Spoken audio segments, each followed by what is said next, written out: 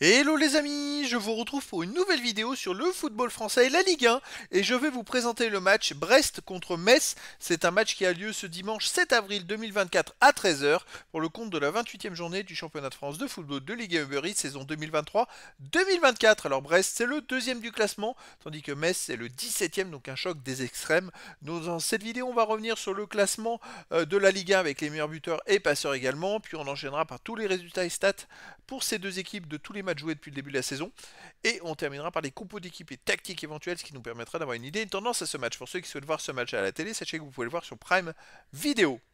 Au classement, on a donc Brest qui est deuxième de Ligue 1 avec 50 points en 27 matchs, 14 victoires, 8 nuls, 5 défaites, 37 buts marqués, 20 encaissés, plus 17 de différence de but. Ils ont 12 points de retard sur le PSG. Il reste que 7 matchs à jouer. PSG est quasiment champion mathématiquement.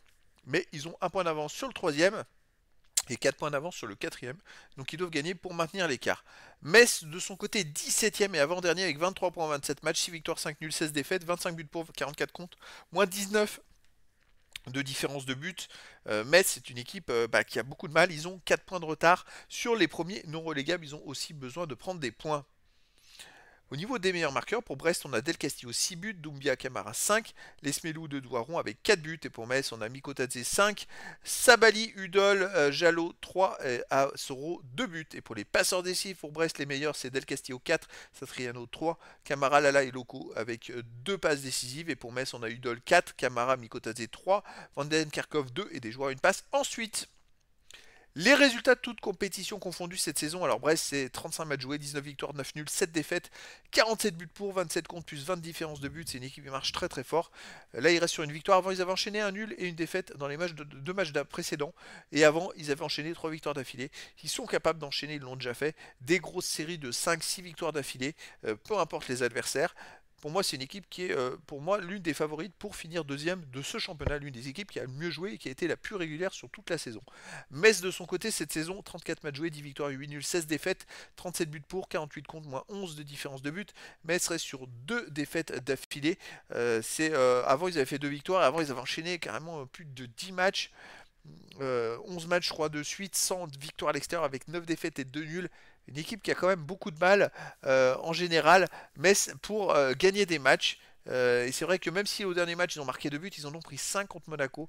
Ça sent la Ligue 2 malheureusement pour Metz. Au niveau des matchs à domicile, Brest est invaincu depuis 9 matchs de suite avec 6 victoires et 3 matchs nuls. Équipe qui marche très très fort et qui prend très très peu de buts. C'est-à-dire que quand on regarde sur les 7 derniers matchs à domicile, ils ont encaissé qu'un seul but contre Lille.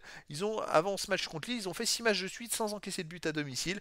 Une équipe très forte à domicile. Metz, à l'extérieur, vient de perdre à Reims 2-1. Ils avaient gagné à Nantes la journée d'avant 2-0. Et avant, ils restaient quand même sur une série de matchs à l'extérieur avec des mauvais résultats. Et surtout, ils prennent à chaque fois 2 buts, 3 buts. Des fois, ils prenaient qu'un but. Le match à Marseille où ils ont fait un partout.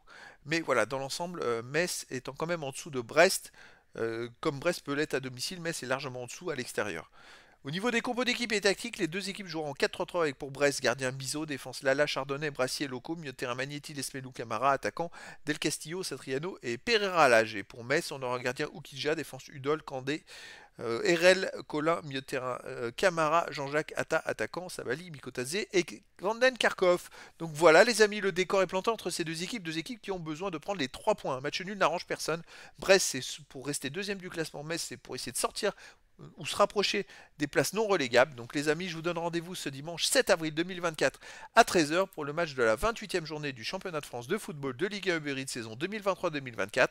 Brest, le deuxième du classement, reçoit Metz, le 17e. Voilà les amis, je vous dis à très bientôt pour une nouvelle vidéo.